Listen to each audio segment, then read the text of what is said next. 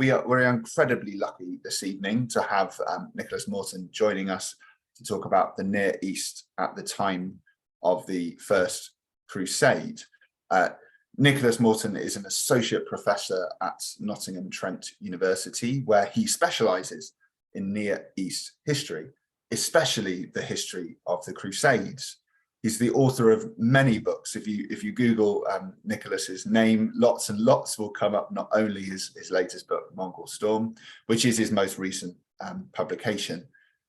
And that book, offers a multi-perspective history on Mongol invasions in the Near East during the 13th century. And I, for one, and we've already spoken about it, would love to have Nick back on again to talk about that on BWorld History.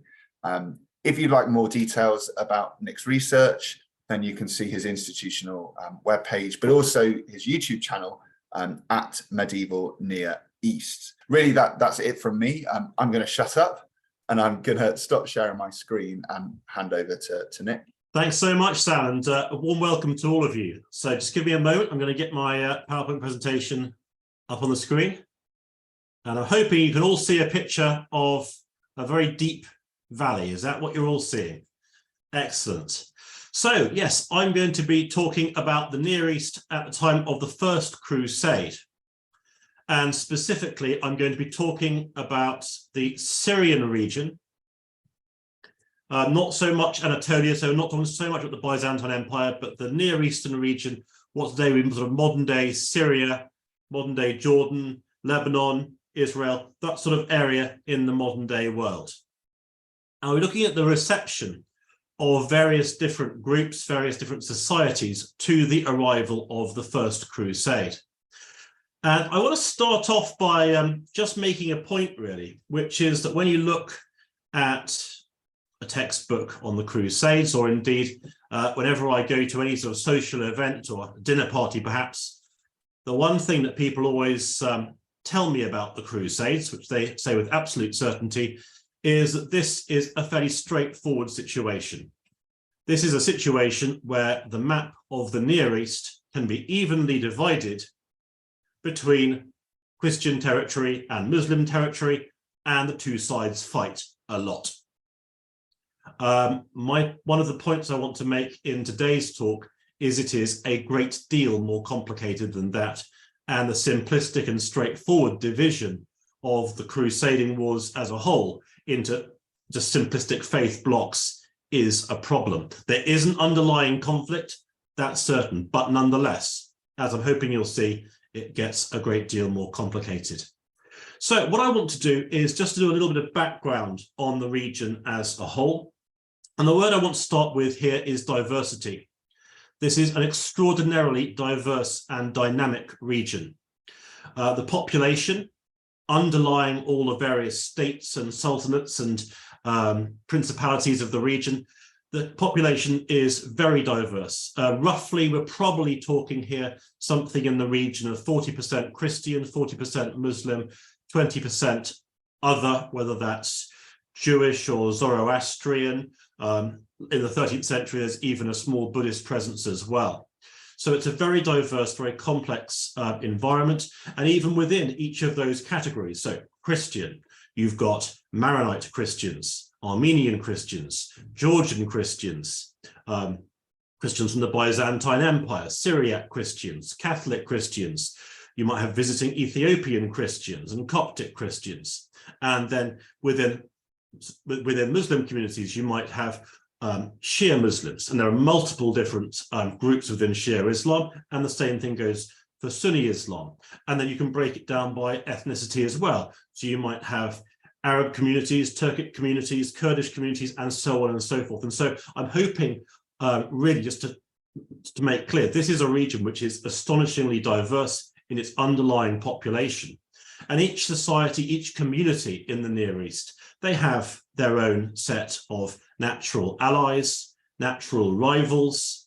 They have their own set of concerns, their own sets of strengths and weaknesses, whatever those may be. And so when the First Crusade enters this region, it is entering an astonishingly diverse and complex area. And I won't be able to go through the full complexity of it today, but I want to draw out some of the main lines showing how different communities engaged with the crusade in different ways, depending on their various interests and priorities. All right, so this is in fact a fairly simplistic political map of the Near East at the time of the Crusade, just before the First Crusade, in fact. And I want to lay out some of the key players on the board here. So let's start with the Fatimid Empire in Egypt. So the Fatimid Empire in Egypt started at the Fatimids themselves began as a North African religious movement in the early years of the 10th century, before moving eastwards and conquering Egypt a little bit later on in that century. The Fatimids themselves then established the Fatimid Caliphate, and they also played a role in substantially developing the city that would become Cairo. So Cairo is very much, there was a settlement there before, but Cairo is in many ways a creation of the Fatimid Empire. And the Fatimids themselves are minority rulers, so the population under their control has very large blocks of Sunni Muslims, Coptic Christians, and other faiths as well. And for a long time, the Fatimid Empire would have been the most powerful player on the map. Egypt's enormous revenues come in part from the Nile Delta, which of course is irrigated on an annual basis when the Nile floods, but also from the silk and spice routes. More on that in a little bit. But in the 11th century, partly as a result of the shifting climate, the Nile doesn't rise in many, many years. And so in the mid-11th century, Egypt begins to suffer from a prolonged famine, which has a very deleterious impact on society in Egypt. There's a lot of infighting and civil war, different army factions begin to try and take control. And so Egypt's just coming out of that period of infighting as we move towards the end of the 11th century. So a little bit on the Fatimid Empire there. Let's now circle round to the Seljuk Sultanate. Now, the Seljuk Sultanate is new. That's the key point. The Seljuks themselves were a leading family in the migrations of a series of large Turkic groups moving out of Central Asia. So, as I'm sure you're aware, that across Central Asia, there's this huge area of steppe territory with all sorts of nomadic peoples. And every now and again, those nomadic peoples form a tribal confederation and attack agricultural civilization around their margins. That's why the Chinese have the Great Wall of China. And that's why the Islamic world has a series of big fortress cities facing Central Asia. And as far as Western Europe's concerned, the thick deciduous forests of Eastern Europe provide at least some shelter from those sorts of invasions, though in all those cases, not always. Well, in around the year 1000, there was a substantial migratory invasion into the Islamic world, led by various Turkic groups, among whom the Seljuk family acquired prominence. And as the 11th century progressed, the Seljuks acquired leadership over this movement and conquered Baghdad in the year 1055. And they established their capital city near Baghdad, or a little bit to the northeast, in what today would be Iran, at the city of Isfahan. And so the Seljuk Sultanate is a new arrival. The Seljuks then went on to conquer much of Anatolia, taking it from the Byzantine Empire, although in fact it's often unaligned Turkmen groups, so nomadic groups who actually did much of the conquest of Anatolia. The Seljuks were just there for some of the key moments. And then in 1074, the Seljuks advanced into northern Syria, and therefore very much onto the map we're looking at here. In that process, they overthrew a series of leading Arab dynasties. So an Arab family called the Banu Uqayl, which ruled Mosul, the Banu Kilab, which ruled Aleppo, and subsequently they pushed down south, conquering Damascus and ultimately Jerusalem as well, before in 1077 they attempted the conquest of the Fatimid Empire, which failed. And so there at least they're held. But my point is the Seljuks are new. They've only been in the region about 20 years before the First Crusade, and in many cases they are resented by the underlying population, as many conquerors are.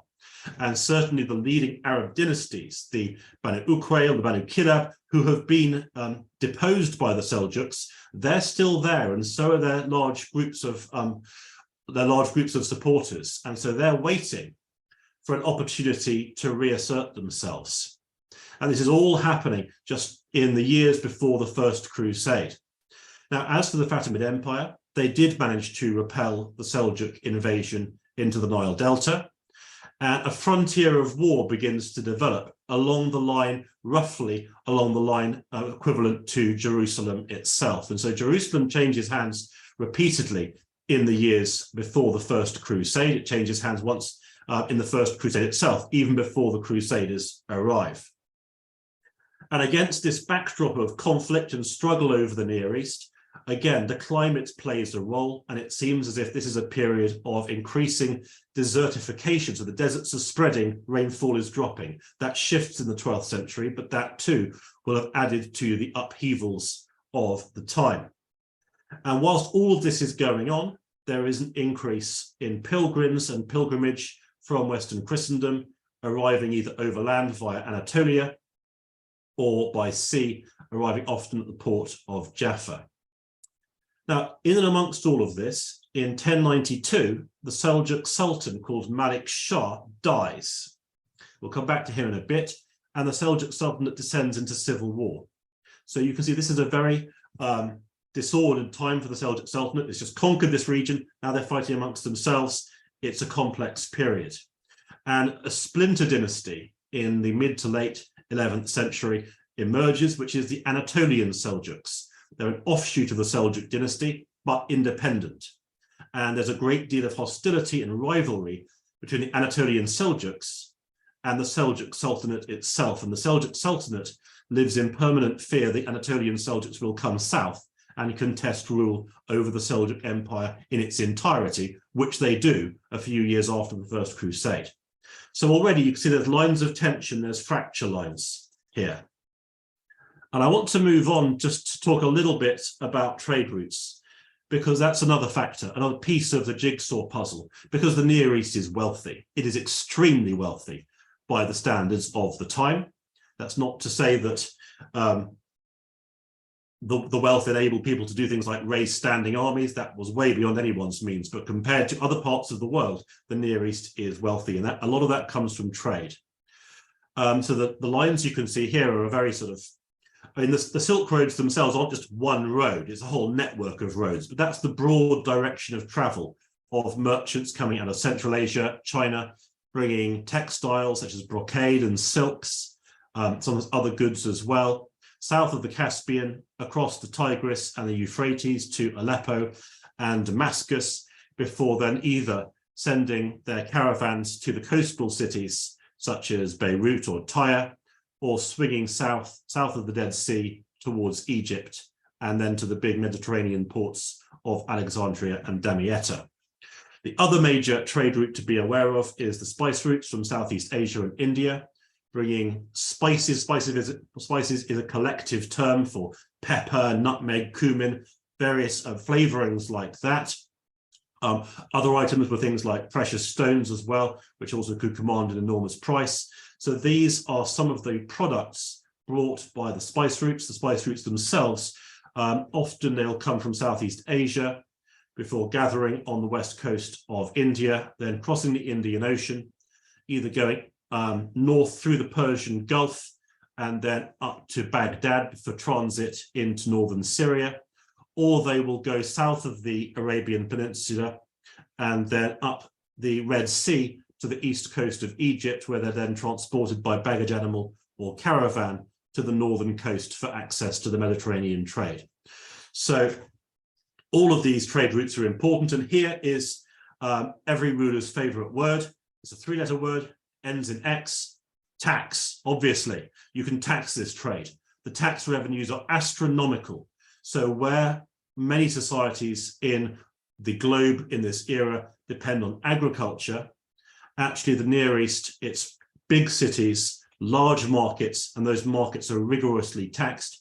And so it's a much more urban environment than many other parts of the world. The power lies in the big cities.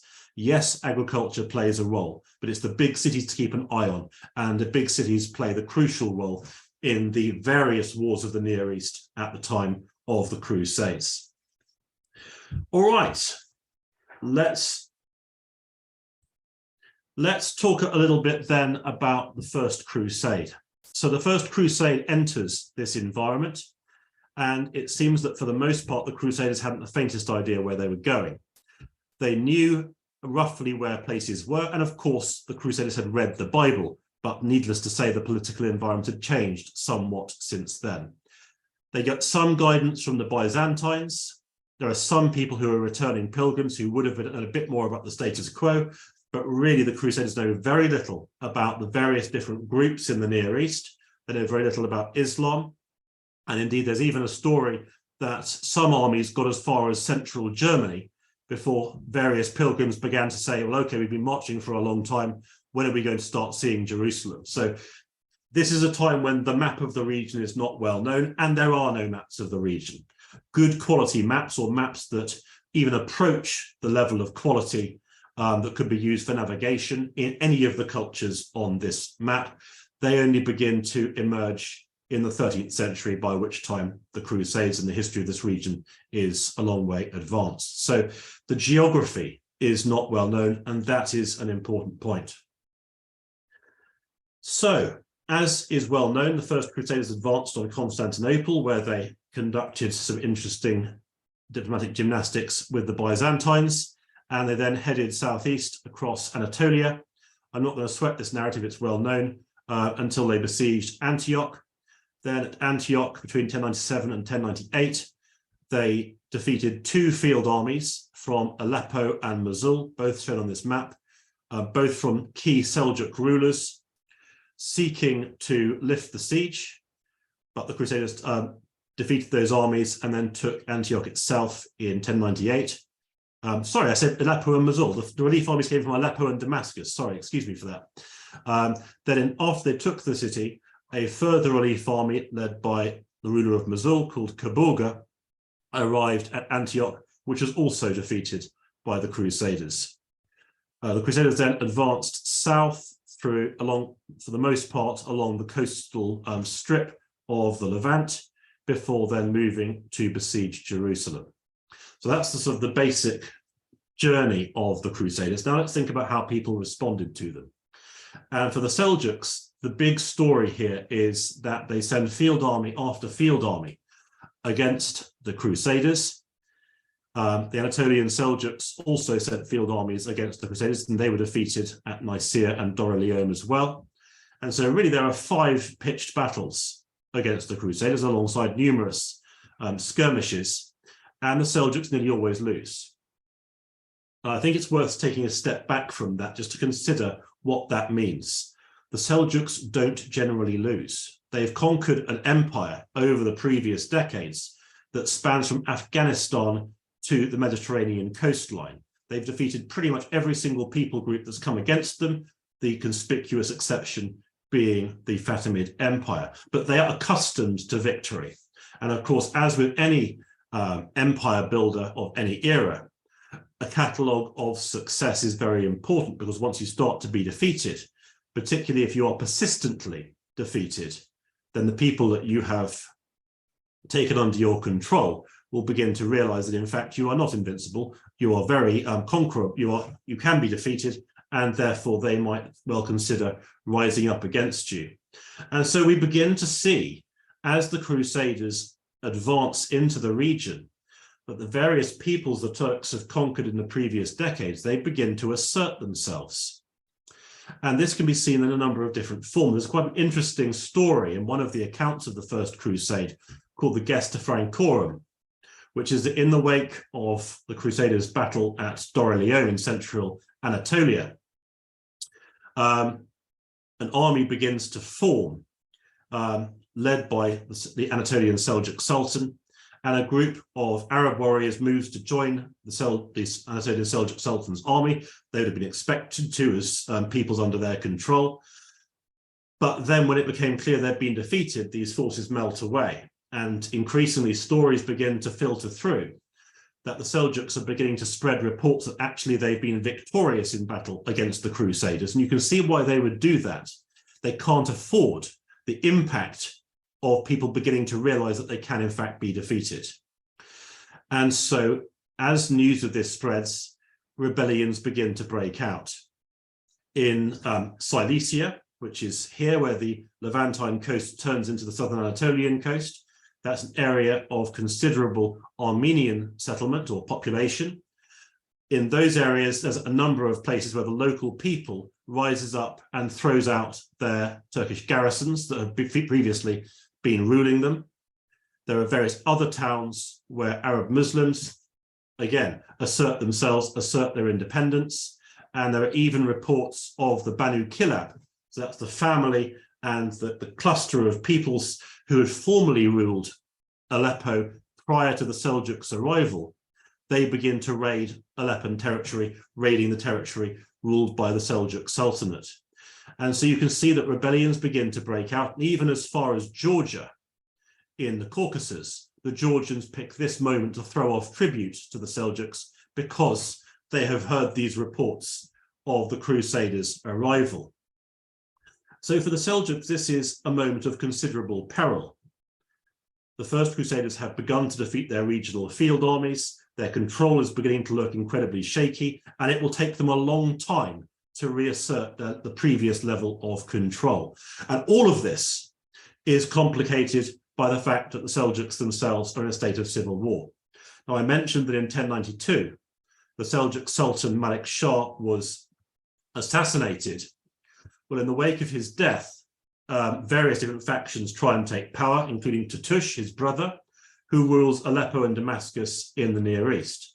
Now, Tutush is killed pursuing his claim, but the warriors of this region and many other regions of the Seljuk Sultanate are converging on Iraq and Persia, which are the center points of this conflict. And there's an important point here, which is that when we study the Crusades and when people talk about the Crusades, there's a tendency to treat it like it's the biggest show in town. It is absolutely not. There are much bigger things going on in the Near East. I've always seen it as a bit of a Eurocentric approach to Near Eastern history to assume that it all revolves around the Crusades.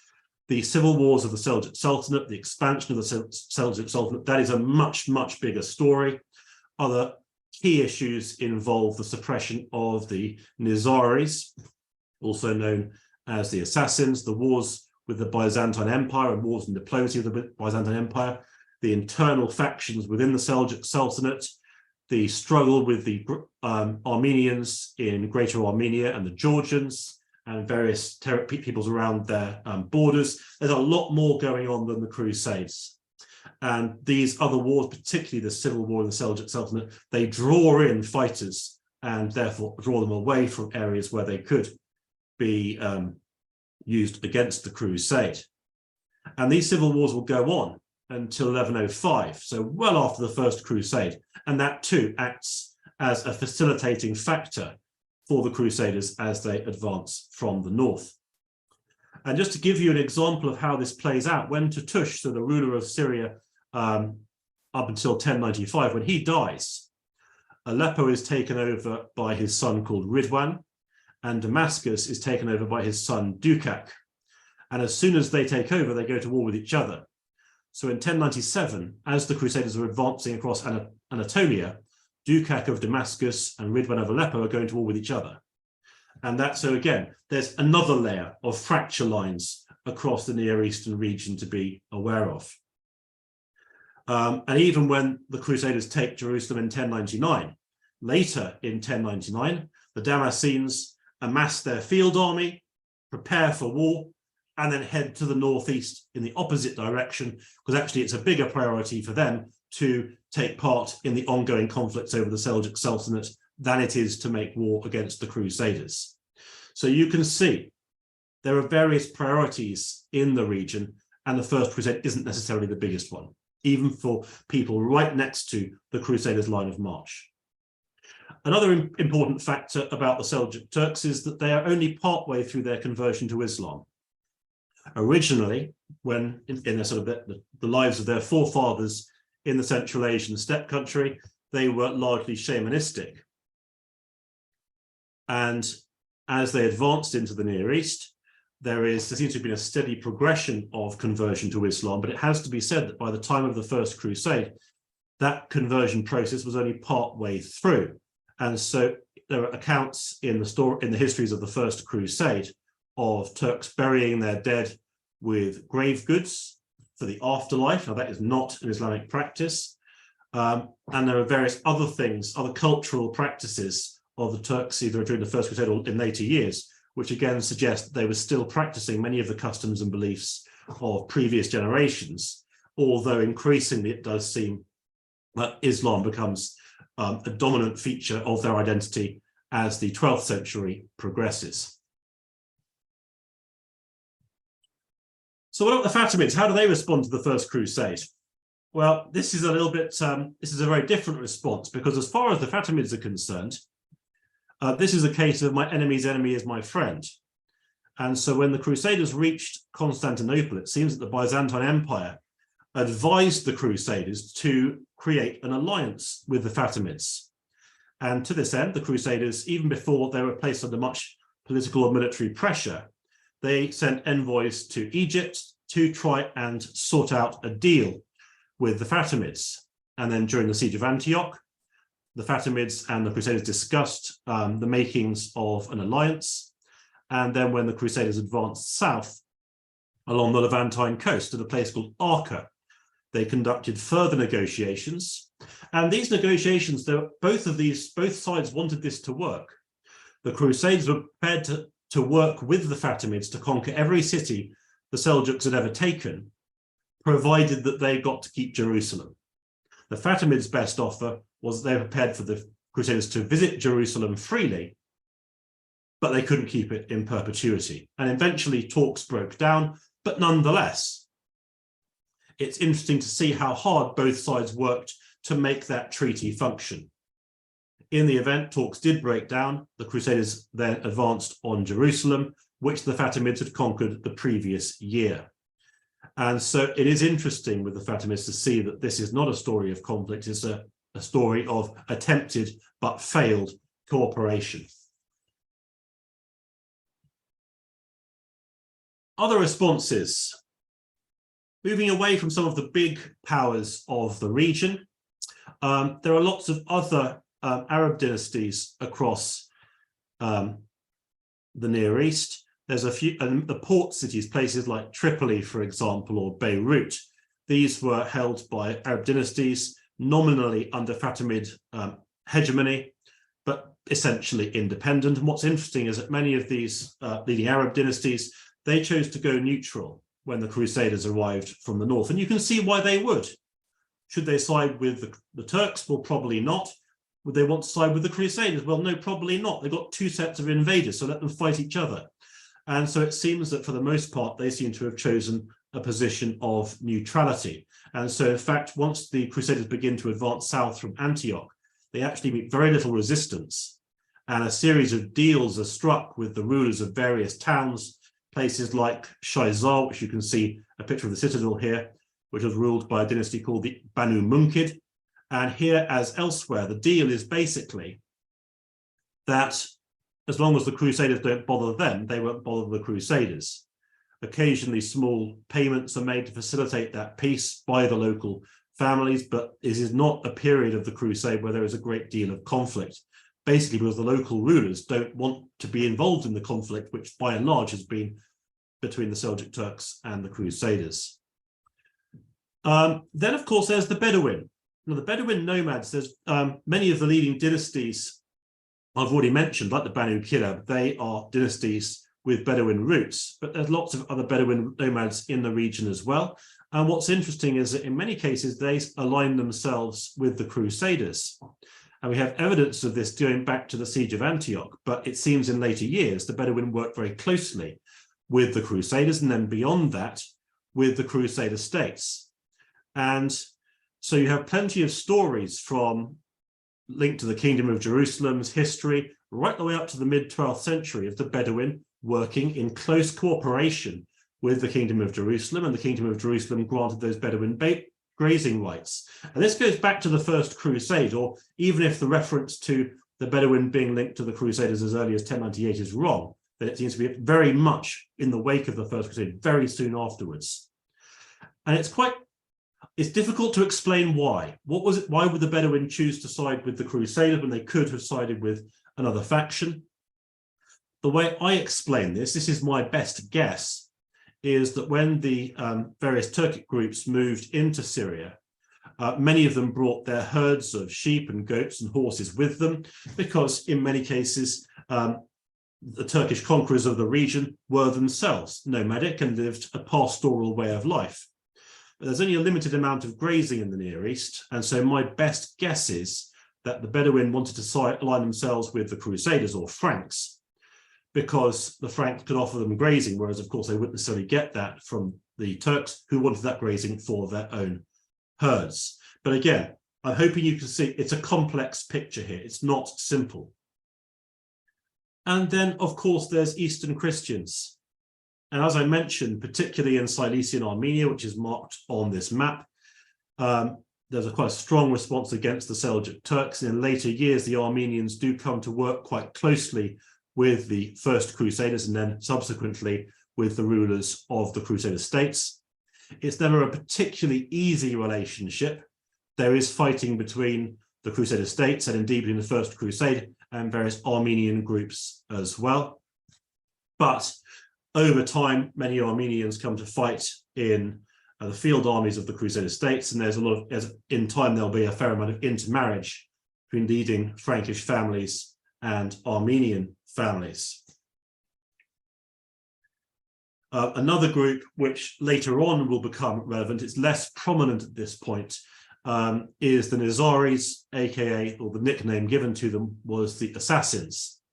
And they have very large populations in Aleppo, later on in Damascus. They're intensively persecuted by the Seljuk Sultanate, and in time they too will actually move in large numbers into the Crusader states to seek sanctuary from that persecution.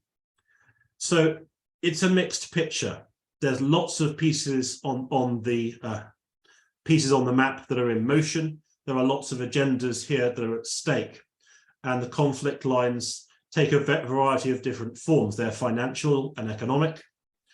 They can be to do with sort of conflict between various different ethnic groups. They can indeed be linked to religious and holy war considerations as well. They can be to do with dynastic rivalries, but the map is multi-layered. There's all sorts of pieces on the board that are in motion. So the crusade then culminates in 1099, July 1099, when the Crusaders besiege Jerusalem itself, which, as I've mentioned, had been conquered by the Fatimids the previous year. And the Crusaders besiege and take Jerusalem, following which they conduct an extremely brutal siege of the city, targeting the city's non-Christian population. And in fact, it's possible they may have conducted as many as 3 separate massacres on different days following their conquest of the city. But nonetheless, this conquest, along with the Crusaders' prior conquest of Antioch, they also acquired Edessa in 1097. This marks the foundation of the Crusader states. In 1102, the Crusade commander Raymond of Toulouse will lay siege to Tripoli, which he will take in 1109. And within those years, he creates the county of Tripoli. And so you can see the formation of the map here of the Crusader states. Now, I'm not going to go into the history of the Crusader states and their settlement and formation and early expansion. That's beyond the scope of this talk.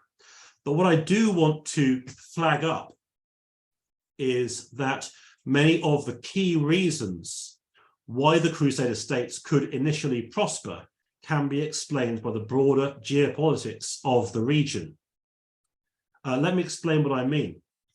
In the wake of the First Crusade, most of the Crusaders go home, and in fact, it seems as if the survival rate of anyone taking part in the First Crusade was about 1 in 4. So every 4 who went, 1 came home. So by the time the crusade reaches Jerusalem, it probably didn't number much more than about 20,000.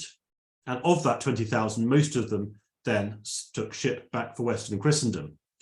Jerusalem may not have had more than about 500 to 600 Frankish soldiers in it at the time of the withdrawal of the main field armies of the First Crusade. Antioch a bit more, maybe 2,000. Edessa maybe 1,000. These are guesses, but they're based on what little we know. So as you can see, these are not big numbers. The Fatimids have got a field army of about 12 to 20,000 troops. The Seljuks in Damascus and Aleppo, well, Damascus maybe sort of 5 to 8,000, Aleppo rather more.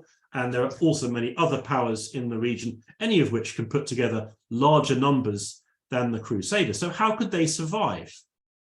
What I'm hoping I've shown here is some of the reasons why that could take place. Infighting in the Seljuk Sultanate, rebellions against Seljuk rule. There are peoples in the Near East who either are looking to remain neutral or are even prepared to take sides with the Crusaders in certain situations. Ironically, in the fullness of time, the staunchest resistance to the Kingdom of Jerusalem, at least in its early years, doesn't come from Damascus and Aleppo, the center points of Seljuk authority. It comes from the Fatimid Empire. And the reason for that is that once negotiations broke down between the Fatimids and the Franks then besieged and took Jerusalem, that was, of course, by this stage, a Fatimid city. So the Fatimids send a field army out from Egypt to their frontier city of Ascalon, which you can see marked on the map. And then there's a major battle outside Ascalon right in the last days of the First Crusade, which the Crusaders win. And then even on an almost annual basis after that, the Fatimids send field army after field army across the Sinai and to try and attack the southern margins of the Kingdom of Jerusalem. But it's interesting that the society that the Crusaders had worked hardest to cooperate with during their advance into the Near East actually becomes their bitterest opponent in the wake of their conquest of Jerusalem. So I'm hoping you can see how this sets things up in the years to come. Another factor, another link I'd like to make is the commercial link, because by the time they've conquered Jerusalem, the Franks know where the income, the revenue is coming from, just as everyone else does. It's the big cities. And so in their early years, at least, the Franks focused their military attention on the coastal ports, places like Acre, Beirut, Sidon, Latakia, Tripoli, particularly the deep water ports. And Beirut, Tripoli, and Latakia are all deep water ports, because those deep water ports can then create essentially the supply lines, the logistical umbilical cords back to Western Christendom that will then bring in all the various sort of supporting personnel that they need. But also these are the cities which lie on the Silk Roads, which they can then tax to create the economic basis for the Crusader states. And irrespective of whatever motivated the Crusaders, they've got to make their kingdoms and Crusader states work if they are going to survive in the long term. So those cities become the focal point in the wake of the First Crusade. Right. That's it for my talk. If you'll forgive a little bit of shameless self-publicity, but also I hope it'll be useful to you, because I do have a YouTube channel. The handle is @MedievalNearEast, and there are various resources on that channel, many of which might be suitable for teaching. And that includes a suite of videos which are there to introduce the basics of the Near East. So what does the geography look like? What does the economics look like? What does the basic political composition of the region look like? So do have a look at those and see if they're of interest to you. These are a few of my books. The Field of Blood, you can see, is that's a history of the early foundation of the Crusader state, so the period directly after this talk in many ways. I've written a military history of the Crusader states with Oxford. That covers the period from the First Crusade to the Battle of Hattin in 1187. The Medieval Military Orders, that's a textbook looking at the history of the Templars, Hospitallers, and the other military orders. And my most recent book, you may have seen reviews of it in the Telegraph and the Sunday Times. That's the Mongol storm. It's a history of the Mongol invasions into the Near East, but told from many different cultural perspectives. It's a multi-perspective history of the Mongol invasions into the Near East. So what did Saladin's dynasty make of the Mongols? What did the Crusaders make of the Mongols? What did the Byzantines make of the Mongols? So if any of those are of interest, well, they can be acquired very easily from Amazon or elsewhere. Otherwise, that's it from me. Thank you so much. And I'm very happy to take any questions you might have. Thank you so much, Nick. I'm sure I speak for everybody when I say I really, really, really very much enjoyed that. So there's no questions that come in on the Q&A as yet. So just a reminder to everybody that if you do have any questions, please type them in there, and Harriet will read them out shortly. But just while we're waiting for some of those to come in, I hope if you don't mind me asking some questions, yeah, please. Nick. To what extent, and this might be a bit of a cheeky question, but to what extent would the Crusaders who were coming from Europe have known about the diversity in that existed in the Near East? Would there have been, I'm assuming there may have been a difference between perhaps more wealthier parts of those crusading armies, obviously the leaders, but also the knights, kind of knightly orders or etc. who are crusading, perhaps between people on the People's Crusade, for example. But to what extent would those different groups be aware? To what extent would everybody be aware? Was nobody aware of how much of a melting pot that it really was in the Near East? Sure. So I wrote a book actually on this topic called Encountering Islam on the First Crusade. And my basic point is that the Crusaders knew virtually nothing about their major opponents, these Seljuk Turks, essentially. They had virtually no prior knowledge or experience of them whatsoever. They knew a few legends. They may have got something from Norman mercenaries returning from Byzantine service, who then joined the Crusade. So there are some points of knowledge they could draw upon, but it's limited. The main point that strikes me most about the histories of the First Crusade, particularly those told by participants, is how quickly and how hard they're trying to learn. So it seems to me that as soon as they reached the region, they began to ask questions of anyone they could. I suspect the Byzantines yielded quite a lot of information. And in fact, there's quite a lot of Byzantine fingerprints, if you like, on the various bits of information that the Crusaders themselves reproduce in their history. So I think they draw a lot from the Byzantines. They're trying to gather information about where they're going. But it's interesting, the stereotypes and the attitudes they begin to develop towards the various peoples and societies they encounter, they're very different. The Franks have a very different view, perception of the Fatimid Empire, of Arab communities in the Near East, of Turkish communities in the Near East. They really respect the Turks, particularly as warriors, to the extent that they begin to speculate that well, in their eyes at least, they begin to speculate that both the Turks and the Franks must be related somehow, because they admire them as warriors, and so therefore there must be a link as far as they're concerned. But they have very different attitudes towards the groups they meet, which for me at least shows that they're really thinking and engaging with the Near East, trying to work it out for their own advantage, of course.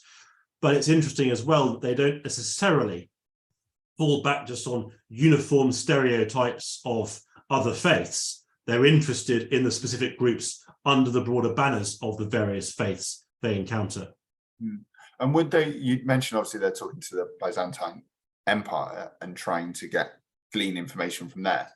When they're interacting with other groups in the Near East at the time, the Fatimids, etc., would they have been asking them too? Could they have been accessing, I don't know, potentially kind of Turkic or Arabic texts via kind of mediators, or is that possible, plausible, or completely? Text, probably not. I mean, there's too much going on, I think, for that kind of thing. There are plenty of Franks who learn Arabic, and a lot of Arabic texts, often Christian Arabic texts, but also Muslim Arabic texts as well. There's a lot of interest in that sort of knowledge, particularly in Antioch, in the later Principality of Antioch. But I suspect there's a lot of word of mouth exchanging of ideas. And indeed, there are various Turkish warlords or city governors who actually aligned themselves, in some cases even sort of fight alongside, in some cases, the first Crusaders, who would be a natural source of information. And then, of course, you can speculate about the possibility of prisoners or the various communities the Crusaders conquer en route, whether by fair means or foul, as it were, extracting information from them. Yeah, it's very interesting. It's something I've never thought of before, but obviously they want to know. Harriet, I think there's been some questions coming in the chat and the Q&A. Should we go to some of those? Yes, we'll start with the Q&A and then I'll move on to the chat. So we've got a question from David, who says, why were so many Jews murdered throughout Europe during the First Crusade on the way to Jerusalem? So that's the first question. So I'll split them up for you so you don't have to remember the question. Sure. This is a key factor of the early history of the First Crusade, so before sort of I began really for this present presentation. But yes, there's a series of appalling massacres of Jewish communities, particularly in northern Germany and northern France in the early years of the First Crusade. And it's important to note that many of the really big crusades are accompanied by attacks on Jewish communities, particularly in northern France and Germany, but elsewhere as well, including the Kingdom of England. Explaining those attacks takes a bit of work. There's various different factors in play there, I think. One of them is the desire to extort money. The Crusaders need to supply themselves with huge amounts of cash to fund their journeys on crusade, and so attacking anyone who isn't in a position to refuse their demands for payment, that would be one way of doing it. But there seems to have been a religious dimension to it as well.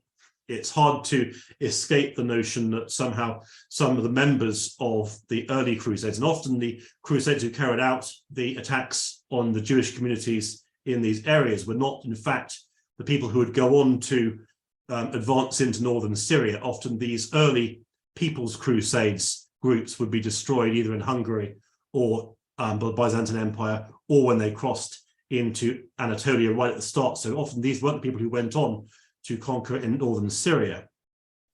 But it's hard to escape the view that, as far as they were concerned, anyone who isn't of their belief is a target and therefore can be targeted. So it's a very grim story, really. That episode.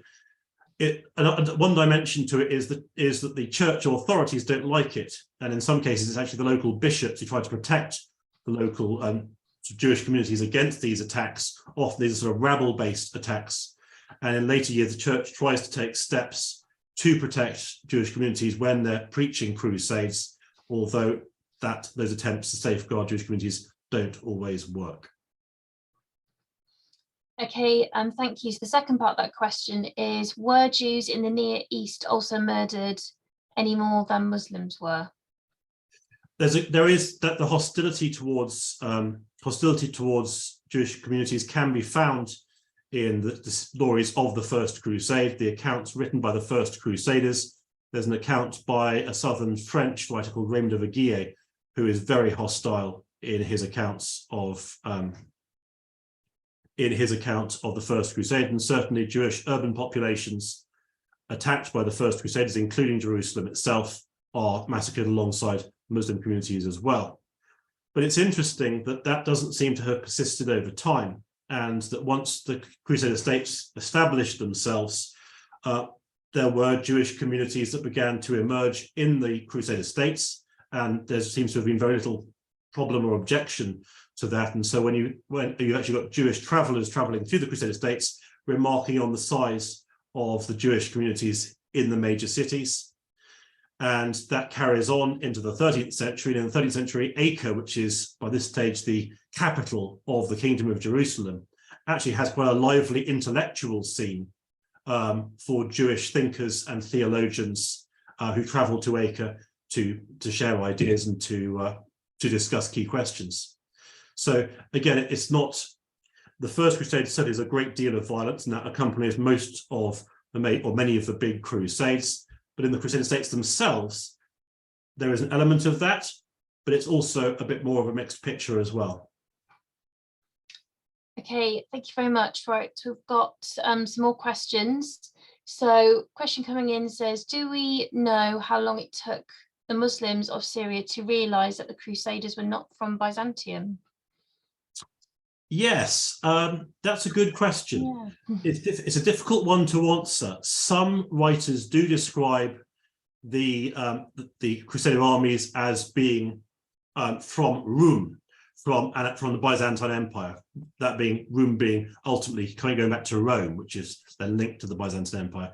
My personal feeling is that those references to the Crusaders in that context are probably more stylistic, in the sense that it would be traditional to refer to armies from that direction as being from the Byzantine Empire. I don't think there's much confusion that, in fact, these armies are rather different, not least when it becomes clear the Byzantine Empire is, particularly the Principality of Antioch, often at war with the Principality of Antioch. And that warfare that breaks out pretty quickly after the First Crusade, which would help to clarify that the Crusaders are not Byzantines. But at the time of the First Crusade, difficult to say. It may well have been thought that this was an army aligned or even raised by the Byzantine Empire in order to, in an attempt to reconquer their lands in Anatolia. And certainly following in the wake of the First Crusade are several big Byzantine armies rolling up territory the Crusaders have already crossed, and then the idea being that of reintegrating that with the Byzantine Empire. So that could well have been a cause of confusion for anyone trying to work out who this very strange and unfamiliar force may have been, where they came from. Okay, thank you very much. Right, so got lots of questions in one again, so I'm going to split them up for you. So first part of the question is, did the infighting stop after 1195? No, 1105, yeah, 1105, sorry. So the infighting takes a different form. You've got a new Seljuk sultan at that point, but in fact the Seljuk sultan is frequently brought down by infighting in later years. And what's happened while that infighting's been going on is that the two critical cities facing the Crusader states, Damascus and Aleppo, well, they rather like the fact that they've been quasi-independent while the civil war's been going on. And so in 1110, when the Seljuk Sultan begins to start sending big armies into the Near East to try and destroy the Crusader states, sometimes the Turkish rulers of Damascus and Aleppo work with them. But interestingly, there are also occasions when the Turkish rulers of Damascus and Aleppo align themselves, actually make a military alliance with the Crusader states against the Seljuk Sultan, because as far as they're concerned, they don't want the Seljuk Sultan coming in and enforcing dominion over them. They rather like being independent. And so it can be a reason why Damascus and Antioch or Jerusalem work together and not always against each other. Okay, I think you may have partially answered some of this question. The next part is, did this have an impact on later successors for Muslim armies? So I think that's in relation to the infighting. Yes, indeed. Yes, I think it could. And the infighting goes on. And in fact, the empire that puts up the greatest resistance to the Crusaders and really sort of consolidates resistance to the Crusaders, it's not the Seljuk Sultanate, it's the Zangid dynasty. And the Zangid dynasty began with the Atabeg Zangi, who was a Seljuk appointee to Mosul, later took over Aleppo, but essentially after that he became independent, often paying a nominal acknowledgement of Seljuk overlordship, but essentially he's doing his own thing. And then by the time you get to Saladin, the situation's changed entirely. Yeah, I think this one's also been answered as well. It says, did the Muslims ever decide to work together, or did they remain divided? But I think that possibly changes through time, doesn't it? It does change through time. Yes, there are plenty of moments where various Muslim rulers work together. The rise of the big Zangid and Saladin's empire, there are cases of cooperation there. Of course, both the Zangids and Saladin, they forcibly make people work together in the sense that they conquer vast areas of the Muslim world before then applying pressure on the Crusader states. So there could be a whole range of different alliances. But when you look at the web of alliances, yes, there are plenty of alliances on the basis of religion. So Christians working together or Muslims working together. But there are also plenty of occasions as well when you have Christians and Muslims on both sides, because there are other agendas at work shaping the battle lines of the era. Right, the next question I think is going to be very difficult for you to answer, so I'm quite interested to see what you say. They've got 2 more questions here. Yeah, fine. Right, so it says, how much did economics, i.e. the search for wealth, as opposed to religion, motivate the Crusaders? It was quite a tricky one there. Yeah, so as I'm sure you're aware, there's a whole range of different motives that have been attributed to the Crusaders to explain why do this? Why go on this journey to a very distant place in the course of which you will probably die? And like I mentioned, the survival rate from the First Crusade is tiny. The vast majority of people who went on the Crusade died, or at least never got home. And the data we've got is actually from the knightly classes, who tend to fare better than the foot soldiers or unarmed pilgrims, among whom the death toll has been virtually catastrophic. And yet the Crusaders and pilgrims keep on coming. So clearly news of this, it's not lost on them that people tend to die on crusade, and yet they continue to set out. So we're looking for a motive here that is big enough for them to take that kind of risk. And as with anything, there's going to be a whole ecosystem of motives. Why do people do anything? Some people may have gone for out of a spirit of adventure, perhaps. There's even one account of someone saying that they went on crusade to get away from their wife. Make of that what you will. So people can have all sorts of reasons. Some people went on crusade as an act of penance, and not just, and I say that not when the crusade itself was penitential in the sense that you did it for a general indulgence, so for remission of sins. But for some people it was mandated. You have committed this crime, therefore you will go on crusade. There's a story I'm currently writing up into an article of one person who was exiled from the Kingdom of England and went to the Crusader states as a waypoint on his journey to the Mongol Empire to become an interpreter. So people can have many reasons for doing this, but nonetheless, there has to be some kind of underlying reason for hundreds of thousands of people. And Europe's not that big. Total population of Europe at this time is probably no more than about 30, 40 million. And yet maybe if you put all the waves of the First Crusade together, you got 6-figure numbers going. That's a lot of people compared to the number of people around, quite honestly. And for me, at least, it has to be religion as the key factor. I don't see how economics or the desire to acquire riches could drive that many people to take that kind of risk. Because, of course, if you want to go on crusade for wealth, then you're probably going to do it in the hope that one day you'll get home and be able to spend that wealth. But if the chances of a survival are so low, then that doesn't really work as a thing. And there's a few other factors that need to be considered as well. The first is the cost of crusading. Families have to make big generational sacrifices to send someone on crusade. People are selling lands that have been in their families for generations to afford the cost of the horses, the food, the money to keep their family member or members going for the 2, 3, 4 years it'll take them to do the round trip. So families make big sacrifices, and often when they come back from the First Crusade, often they left their horses, weapons, and armor in the Crusader states, and these are expensive items, and they often return home with nothing more than a palm branch, which is a symbol of a completed pilgrimage. So the Crusaders don't seem to have returned rich. I know of one Crusader who tried to return home with a lion who he had befriended on the journey, but he couldn't even bring that home because the Genoese sailors wouldn't have it. And why would you? On a ship, a lion, no way.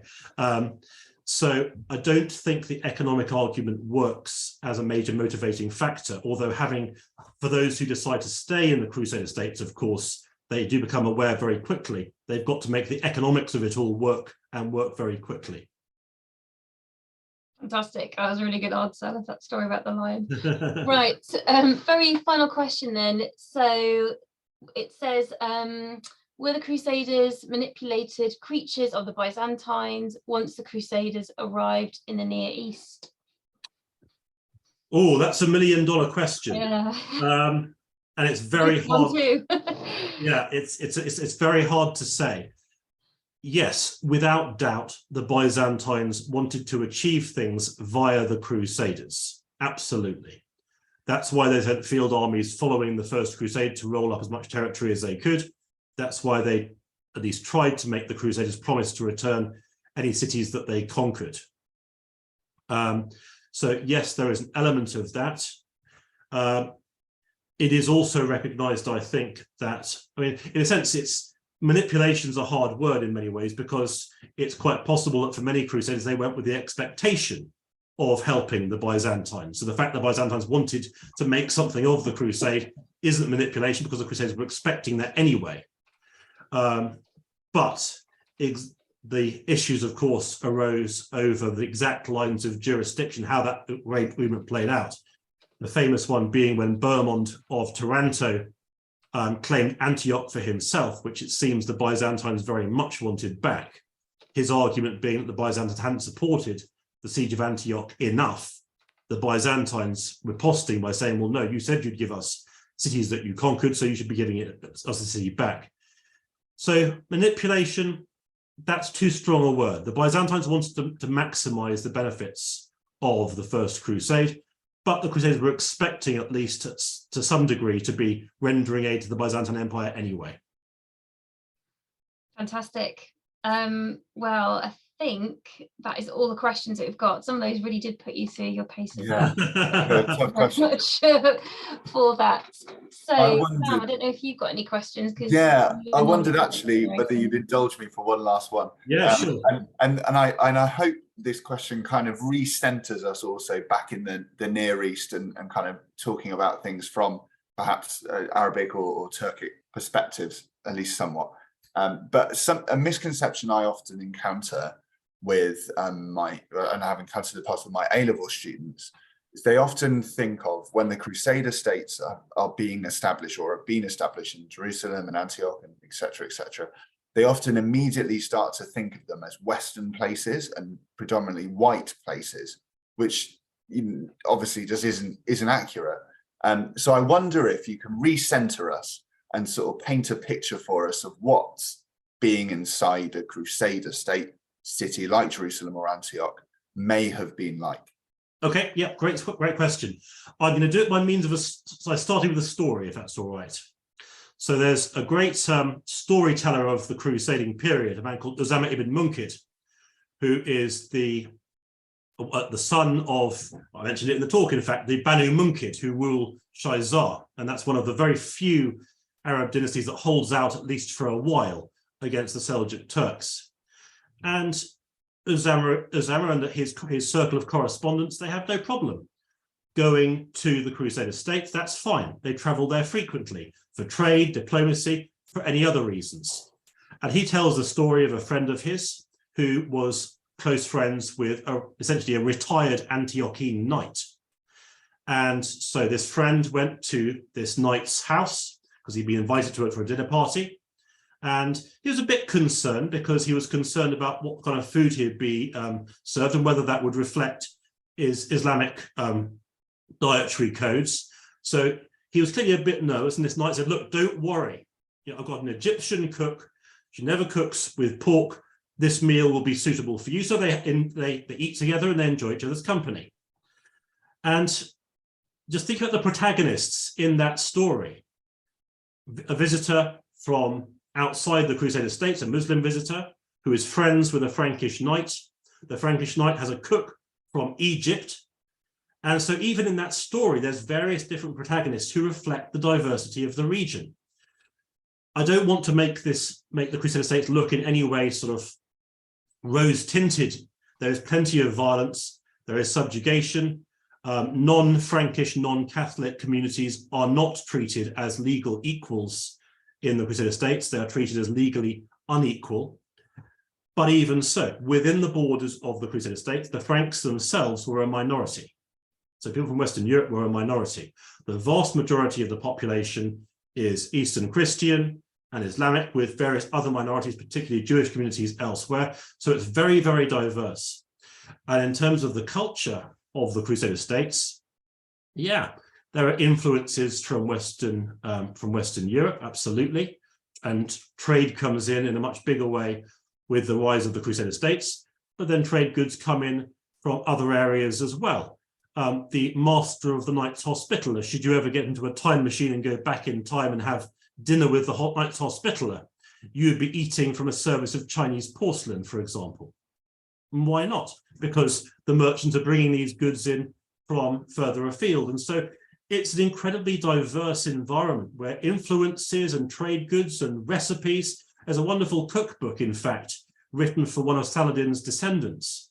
And it includes Armenian flatbreads, a sort of proto-baklava, which was a Turkish recipe. It includes a Frankish roast, believe it or not, as well as many other dishes more local to the region. And so you can see this sharing of diets, sharing of cultures, sharing of clothes, because they're buying local textiles and bringing textiles in themselves, and people begin to wear clothes from all sorts of different areas. So that, for me, is what makes the Crusader states so interesting, and not just the Crusader states, the entire region. It's incredibly diverse. It's incredibly brutal in many cases. But there's also all sorts of friendships that cross cultural boundaries. There's goods, there's technologies, there's religions, and they're all changing hands furiously in a very small area of territory. And that's interesting. But I think, again, it brings me back to my main overall argument. This is a complicated region. And drawing a line down the middle of the map and say Christian territory, Muslim territory, that really does impoverish just the richness of the history of this era. I am not trying to play down the brutality conducted by multiple factions across the history of the Crusades, but there's a lot more going on. Yeah, and it's interesting, isn't it, whether, as ultimately, in a way, I suppose, the inheritors of that culture, whether the Ottoman Empire as it becomes, which was for so long and until obviously a fairly dramatic last 100 years or so, is similarly a melting pot of cultures where everybody is coming together, and Jews, for example, are said to be more accepted than anywhere perhaps in the world, and you wonder whether that's as a result of being inheritors of this, don't you? There's been a question that's going from David. However, David, I hope you don't mind, but I might park that and maybe we have a talk on that in itself, because having taught the Fourth Crusade at A level, that is an incredibly complex question and could probably take several hours to answer. If you're talk about the Fourth Crusade. Yeah, absolutely. But my advice to David would be go and look at the Venetians in the first instance. But yeah, David, if you don't mind, I think let's pause that and maybe we'll have Nicholas or someone else on to talk about the Fourth Crusade. But really, I think all that's left for me to say, Nick, is thank you so much for this evening. My pleasure.